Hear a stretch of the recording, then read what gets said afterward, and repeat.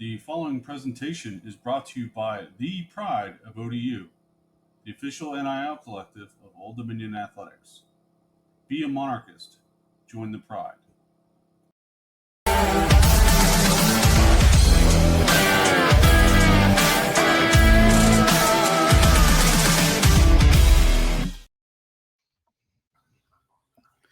Monarch Nation, welcome back to the Monarchist Soccer Show with Tennant. How are we doing today? Doing fantastically. Great.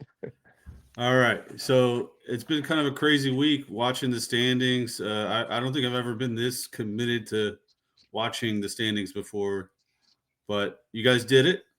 Yep. You're playing in the conference tournament. Congratulations. Thank you.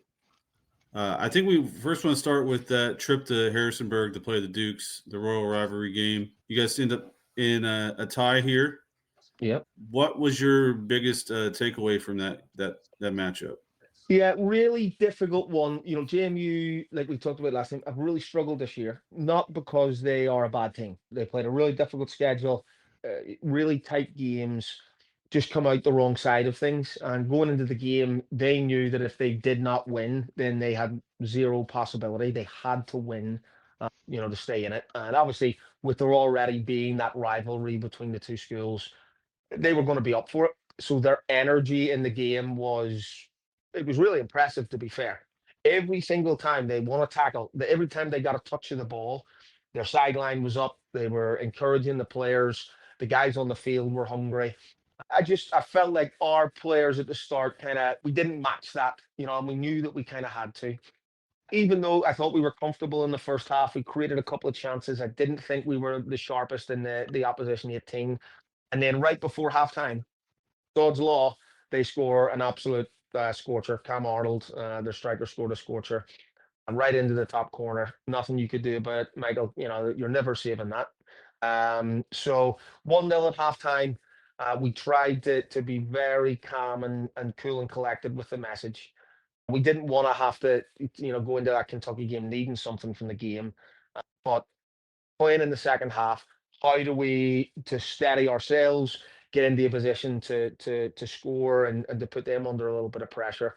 And I told the guys it was going to take. It might not be in the first 5 minutes. This could go right to the end. And to be fair to the players, they persevered right to the very end. We created a couple of good chances in the second half, but right at the end, thankfully. We put on some of the big boys up front and we went with our big three. You had Lewis, Mike, and Mikey on the pitch at the same time. Jamie puts in a great ball into a dangerous area. It falls where it needs to. And of course, Lewis Rourke is there as it drops down to fire it home. So, yeah, after the game, there was the disappointment of not sealing our fate, with a win, which I felt like we were capable of. But picking up a point, keeping the momentum that way that we've had, with positive results. So coming from 1-0 down, that tie becomes a little bit more positive than it would be from, being 1-0 up. So difficult night on the road. Glad we were able to get the job done, but really tough to match JMU's energy on the evening. So you come back Tuesday, big game versus Kentucky, number 18 Kentucky. Very good, very physical team. We could tell right from the start. It was clear Mike and I were over on the far sideline over by the beer garden. And we could tell, I think number 3, I don't remember what his name was, but he seemed to be trying to really set the tone at the beginning. Obviously, we go down 1 goal in that first half. You're playing them tough, but they score that goal. Mike and I made note that Abdu was very vocal at that point and kind of a rallying cry to his teammates of let's go here, we want to play, and that seemed to be kind of a tipping point a little bit where we seemed to kind of not be as much back on our feet, but starting to try to take it to those guys. Let's talk to us a little bit about that, but then let's move on to that second half, because the second half got really interesting. We watched the whole thing with Ricky Ronnie. It was a very interesting game. Yeah, I think going into it, knowing Kentucky, in the season that they've had, I think they've got back to their best. They struggled last year, but they've recruited very well. And you guys saw it physically, big, strong, athletic. you know, and they what we call very pragmatic. They can mix it up. They don't just have an identity where they're going to pass it here or there. They don't have an identity where they might be more direct. They're capable of playing different ways. And I think that's what makes them so different and so difficult to play against. So we knew that it was going to be an extremely tough matchup, you know, even with us being here at home. I think we started off the game and they maybe give us a little bit more of the ball than we expected. You know, we had a couple of opportunities to play forward. We were maybe a little bit wasteful in that. We talked all week about having to switch the point of attack, where we pick up the ball in transition if we're moving forward. We got to go the other side. We can't stay, you know, on the same side of the field because athletically it's going to be very difficult for us to match up with them in certain areas. And we didn't do that well in the first half. You know, I think they were probably good for the first goal. You know, going 1-0 down, probably a true reflection of where we were at in the game at the time. But like you talked about, you know, not just Abdu, but I think some of the other guys, it was a wake up call. And we've had to do that a little bit too many times this year, where you got to go 1-0 down in order to really get that mindset right. But again, we showed resiliency at halftime. It was, you know, when Mike, you talked earlier on about the standings. We're looking at the standings. South Carolina were 1-0 up. JMU Coastal was 0-0, and Coastal were battering JMU. I think it was like 13 shots to 5. We're 1-0 down. At that stage, we're out. So it was, you're looking at it and you're going, oh, well, we weren't out, but Coastal looked like they were probably going to get the win. You know, it was just that feeling of we've got to go and do this ourselves. And I talked about that at halftime. Look, we got to control our own destiny. We have to go out in the second half, put our best foot forward. And it was very similar to that JMU game. It's like we need a point here. It might not come early. It might come late. We're going to have to dig. You're going to have to get out of the gear that we're in. And to be really fair and to give credit to the players, um, they did. I thought they were magnificent in the second half. And we played in spaces that I felt like, you know, we could get after them. We started turning, you know, certain players that we knew maybe weren't athletically where they needed to be or were tiring in the game. And our players just kind of found ways to work themselves into it. So, you know, I think for us on the sideline, you know, you talk about the atmosphere and the energy that was generated. I thought our bench was fantastic, encouraging the guys. Um, you know, and then obviously at the end, after we had scored the goal, things go a little bit sideways. Just I think a few decisions on the field, you know, were wrong. You know, we end up having 2 players sent off. I think one probably very justifiably, the other maybe not. But you know, one Lewis scores again, a really good strike, you know, from the top of the box. And I got to give Barrett Saul credit because he had sort of made a mistake right before, you know, that, and then went and won the ball back in a really dangerous area. Was really tenacious there. Falls to Lewis, he drives and finds the bottom corner. A lot of emotion in that. I don't know if you guys caught me, but I skipped and hopped and jumped down the sideline to try and join the guys. You know, it was a big moment and just a big thing for us. You know, we had to close the game out, but to do it off our own accord, we didn't have to rely on anything else. I thought that was extremely important for the guys. So you mentioned it, Kentucky. I mean, I think Ricky even said this. That's the biggest soccer team he's ever seen. Yeah. Big athletic guys. Their strength and their speed, ability to box us out of balls. Like Mhm. I think we had some opportunities on some long balls to maybe get past them and put Yeah. some pressure on them. And their ability to just box us out kind of just changed the game.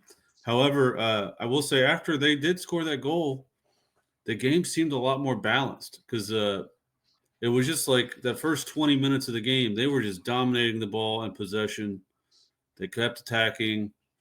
Um, so it was awesome to see you guys come back and show that resilience. Mhm. But I want to go back to Lewis. So 2 games in a row where he hits a clutch goal in like closing time, where there's not Mhm. much time to tie it up.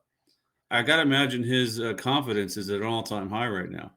Yeah. He's fine. I've talked about this a few times with you guys this year. Like, Lewis is a goal scorer, and sometimes goal scorers might, for the untrained eye, you might go through the game and you're like, well, he's not really doing anything here, and then all of a sudden, bang, and goals change games, and he has that, ability. So there's going to be days when you have a player like that, and there's others in our league as well. But when you have a player like that and you're going, our conversation on the bench normally is, we have to get Lewis back on the pitch. He's going to score you the goal. And other players are different if you're looking for a little bit of industry or, but you maybe don't have that same confidence in them hitting the back of the net. That's just what he does, and he enjoys doing it. And when he gets on a roll, he feels good about himself, just like all good strikers do. So, I'm so proud of the journey that he's been on this year, from coming, the questions that are being asked from someone coming from, the junior college level, scoring all the goals that he did. Can he do it at this level? And I think he's answered any critic that, you might have. To come into our league, and to score important goals like he has, is fantastic. Really proud of him. He's got 3 assists too. So 3 assists too. yeah, Yeah, yeah. 100%. So I mean, making a real impact. All right. I mean, we could talk a lot more about that game, but the bottom line is now we're talking Sun Belt Conference Championship. You got West Virginia on Sunday. You played West Virginia once already on the road. I don't know what the ranking is now, but they were number 10 at the time. Talk a little bit about where you think West Virginia is right now, compared to where they were when you played them, and kind of what the mindset of the team is moving to Sunday.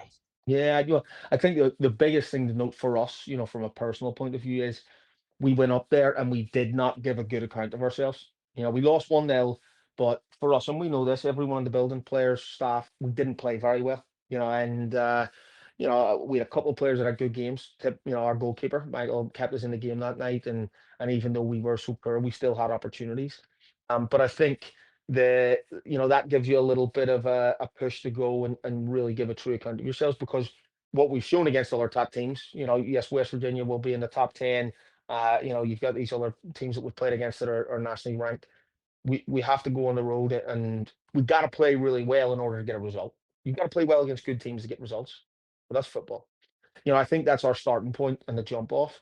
After they played us, they obviously they played Kentucky. Kentucky beat them at Kentucky, and that was the difference between who was going to win the league and who wasn't going to win the league. So Kentucky ended up picking up the regular season crown. Then West Virginia played in the Mountain State Derby against Marshall at home. And obviously Marshall, you guys have seen them, another extremely good team, and they ended up beating them 3-0 there. So, the couple of tough games for them. They finished out the season against South Carolina after going 1-0 down. They came back to win 2-1 this past weekend. So fantastic football team. You got to have respect for what they've been able to do.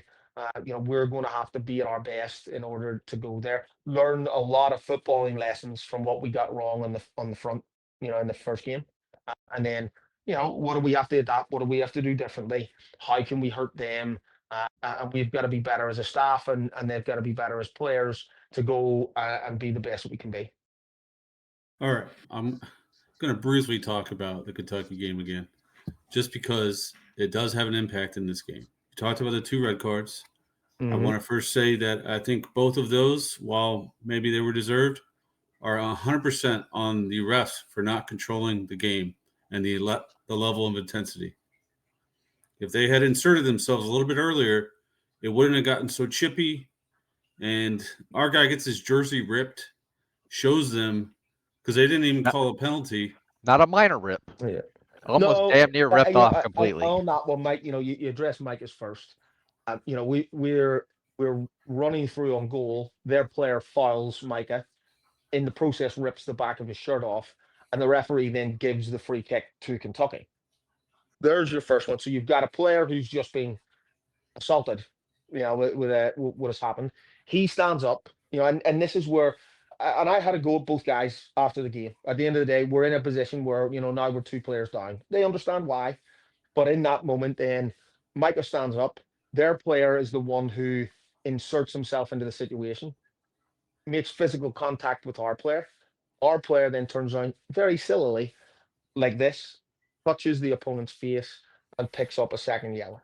So by the letter of the law, I have I can't have any complaints about it. We got to be smarter. Micah has to be better in that moment. You can't let your emotions get the best of you. But on that point of, should the control have been there? Because that doesn't happen if the free kick is given correctly, within the game. And there's no doubt about that. There's no question. Anyone can sit here, referees, you can do whatever. it was a foul, and then we go down to 10 men. So now the game is in the balance. The guys reacted really well. We got organized. We frustrated them. I think then on the sideline, maybe there's a little bit of calmness to be had from us as a staff to sort of help a freshman, through a moment like that. O2 left his feet. And so again, disappointed, a lesson to be learned from a young man, in a difficult position there. But then we got to see out the last 2 minutes of the game with 9 men. I think it was the first time in my whole career as a player or a coach that I've ever been in a game with 9 men. So a little bit of a strange one. But yes, to your point, coming from the Kentucky game, going into West Virginia, being 2 players down that have impacted games for us this season is obviously a difficult thing to deal with. We've got other guys that are here that we have to rely on right now. We're going to have to do some unique things with that. So everyone's going to have to step up to the plate on Sunday. I've talked. It's a team effort. Everyone's got a role, no matter whether you're starting, whether you're coming off the bench. Everyone has a role, and I know the guys that are available are up for it and they're ready to go. So a follow-up. I know they can't play because of the red card. Can they travel and stand on the bench and root Yeah. their team on? Yeah, no, 110%. And the thing about it is, we're planning not just for Sunday. It's we got to have that positive mindset. Again, difficult task, but they'll be available on Wednesday when you've got to come up against whoever wins in the other game. Yeah, at this stage, it's important for our support. I've been so proud of the guys on the bench in the last 2 games that have brought energy to our players on the field. That's a massive thing that has pushed us forward. So being able to travel those guys this weekend and some of the people, the lads who haven't played the season because they've been injured, to bring them along as well, to have that experience. Everyone's been a part of this journey and this process this year, so they need to see what it's about and they need to be there to back the lads up. Okay. So if you were going to give the fans 2 or 3 things that this team needs to do to beat West Virginia on Sunday, what would those 2 or 3 things be that put you in a position to win that match? You want to put my scouting report out there, don't you? Not really. Okay. So let's do the misdirection. Tell me. No, look, I think it boils down. The most important thing is, mm, we've been really hard to beat. These last few weeks, we're joking a little bit about it today. Jag was talking about, you practice a few things, and it's just like, these games now. We've been the draw merchants. We keep draw, but we're finding ways to stay in games. So we've got to find ways to be really difficult to break down. How do we frustrate them as much as humanly possible? How can we create an environment that suits us? And then take advantage of it. We've been good in transition. We've got some players that can be dangerous in those areas of the field. We've got a guy who's scoring goals right now. Really, we just have to approach it and execute on everything that we talk about. And I think those are the most important things. And if we do that, we've proven that we can hang with anyone. So we'll give it our best. So as a quick follow-up to that, as being the quote-unquote draw merchants. Mm-hmm. So in the conference tournament, so how does that flow? So at the end of regulation, if it's a tie, what does that look like going forward? So back to the old school this year because we had made a change. So the way that it works, 90 minutes, and then there is 2 10-minute periods that become a golden goal. So golden goal was a thing that was instituted, years ago for one of the FIFA tournaments, and it stuck around for a little while, and it's stuck in college soccer for a long time. If you go back, I think we're now maybe in year 4 or 5 now. Every college soccer game used to end in overtime, golden goal, in the 2 periods. That was always how it ended. So you had a lot less draws in college soccer because of that overtime period. But it's not good for the players. You're playing an extra 20 minutes on top of 90. So there was a lot of health, everyone. So we made the change to go to regular season, no extra time. And then in the postseason, you played it like the FIFA rules, where you get, if someone scores, then you play out the rest of the half, and in the second half of extra time. So we're back to the old school 2 10-minute periods, golden goal winner. And after the 2 10-minute periods, if there is no winner, you go straight to penalties. And people, you're going to have people watch the podcast. I think the very American thing that they think is penalties is very unfair. I always get that. Used to be the one where it's like, well, what can we do different? The penalties, nothing. That's what you're supposed to do. That's how it ends. There's all those stories. You see all these players that miss penalties. Yeah, that's part of the game. It's part of the culture of it. So we'll be ready for that if it comes around. All right. So we saw a very intense game against Kentucky, obviously. How much more can a game, because obviously there's a lot more on the line in the conference tournament. How much more does that ratchet up in the conference tournament in your experience, or is it kind of similar? No, in our league, look, we're playing these competitive games every single week. There's no freebies, there's no free hits, um, and all well coached teams. Everyone's going into it, trying to fight for everything they've got. There's pride on the line. We all know each other. All the players know each other. So it's just, I'm so glad that we play in a league that there is that competitive edge all of the time. Obviously, for us, we want to keep playing for as long as we can. West Virginia are at a point right now where even if they lost, even when they lose, they're still probably going to make an NCAA tournament because of the work that they've done in so far. We're not in that position, so everything right now is how far can we take this? And every year you see these things, happen. And you don't want to get ahead of yourself. We have to plan, and we got to take one game at a time. The road to the final, the road to a championship would be extremely difficult. But we have to believe. We have to say we're going to go. We're going to give it everything we've got. Not just once. If it's twice, then three times. Because the minute that it's over, then that's another season down. You've got some guys who are going to be standing, on the field no matter when it ends. I haven't played the last game of college soccer ever. I still remember that feeling that is etched into me and my being, standing in College Park, Maryland in 2009. So it lives with you forever. We're going to play on those things. We got to talk about them. We got to verbalize them, and we got to make sure that these guys are ready to go. We'll push it as far as we can. All right. So I have a quick follow up because this had an impact on the women's soccer team.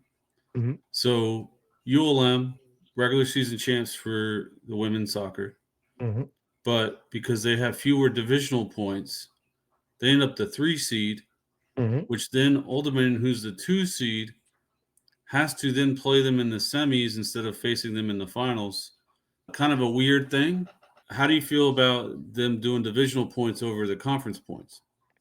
So the women's side of things, there's a KPI. We have RPI. There's a KPI within those leagues that have to be split, and I've never ever really dealt with that on our side of things. I've never really been in a situation. So I think it's difficult then when you're playing these crossover games. This counts, this doesn't count.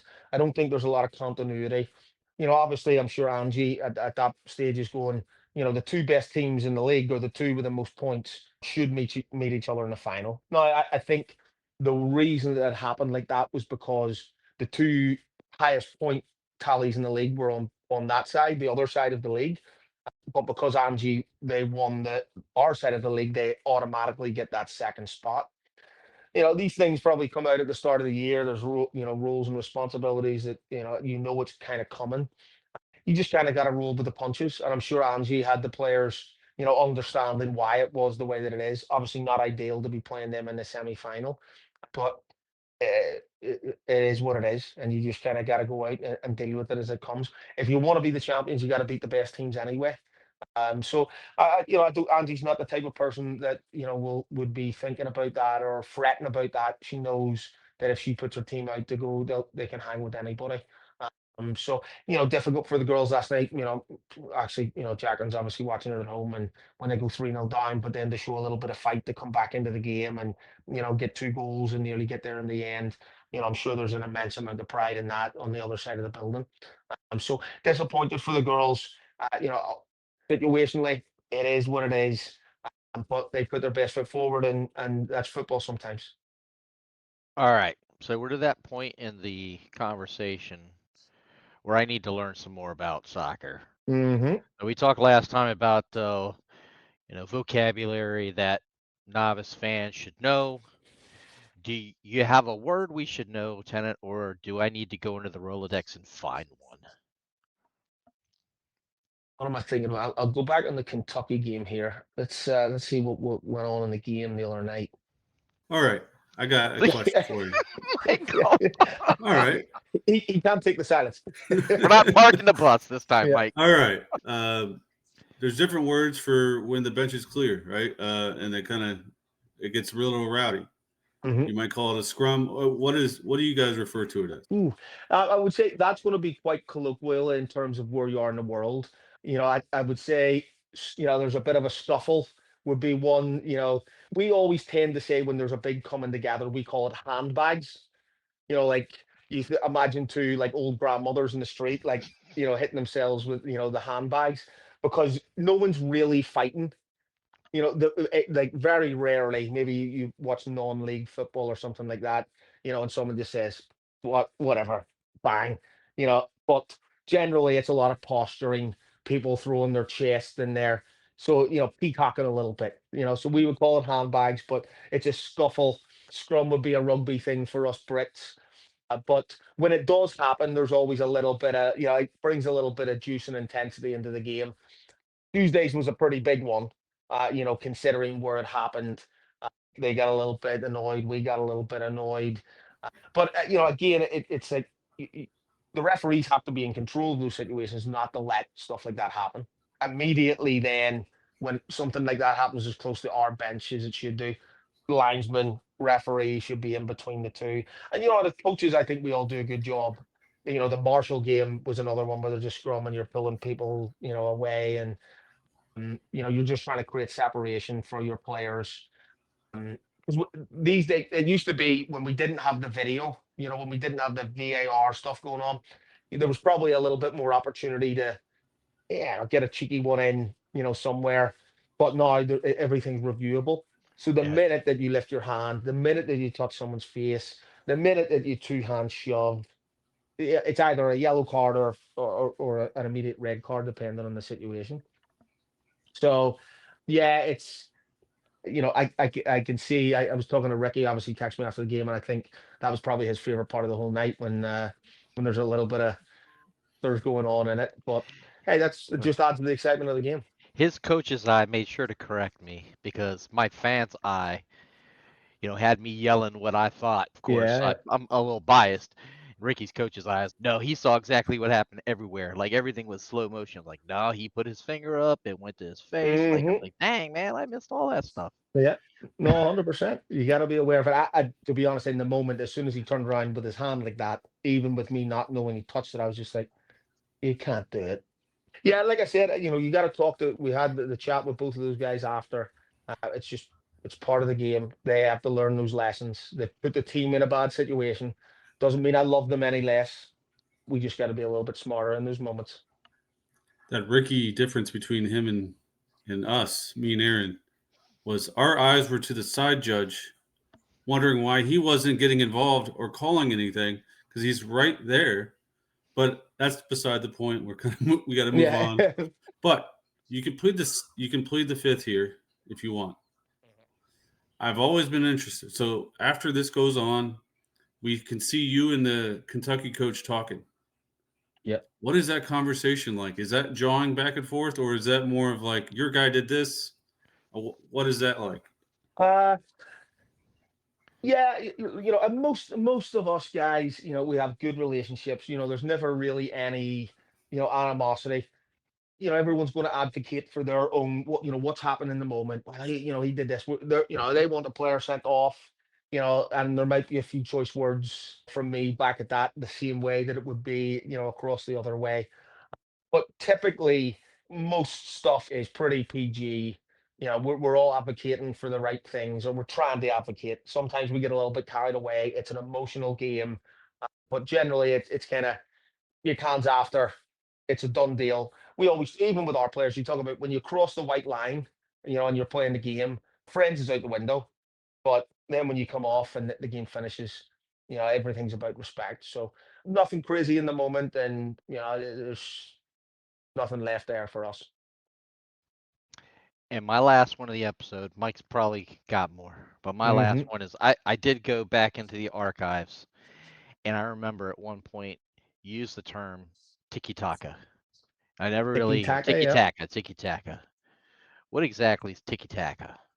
So back, you go back probably about 15 years now, when the Spanish national team and Barcelona, particularly under Pep Guardiola, started playing a style of football that is very driven by possession, particularly possession where passes over a 5 or 10 or even 15-yard space to draw in pressure opens up space elsewhere so that you can play. Being very comfortable in the ball, even in your own half of the field, even in your own 18-yard box, being able to manipulate the ball, move as a unit so that you can progress the ball up the field without passing the ball over a long period. So Spain and Barcelona became really the first, of that generation to play this, what became known then as the tiki-taka style. And it's been developed over the years. I think right now, if you watch the Premier League games, the influence of tiki taka is actually now moving the other direction again. Man City, when Pep has been there, have played a little bit of tiki taka for a few years, but now the trends are changing. Everything's becoming a bit longer again. You see teams using long throws. So really, it's just what's in fashion, at the time. And tiki taka was very in fashion for a long time, and it's probably really influenced a lot of the coaches of my generation, in how they want to play and what they do. You have to have really technically developed players in order to play it because you've got to be so comfortable on the ball. You've got to be brave. There has to be a really good mentality around it, and it can be really, really effective, as has been seen. But the physicality, I think, in the last sort of 5 years from the Premier League, even in Spain and then in international football, has made it a little less prevalent than it had been. But that's a really good question. Thank All you. right. This Sunday, 3 p.m., Old Dominion travels to Morgantown to face off against West Virginia. We will be rooting for you. Tune into the game on ESPN Plus if you're not making the trip. We're rooting for you guys. We can't wait to see you guys play in the NCAA tournament. And hopefully you're making us travel for that very soon. Yeah. Thank you so much for joining us, Tennant. Go I Monarchs. appreciate it, guys. Thanks so very much. Looking forward to seeing you soon. Go Monarchs.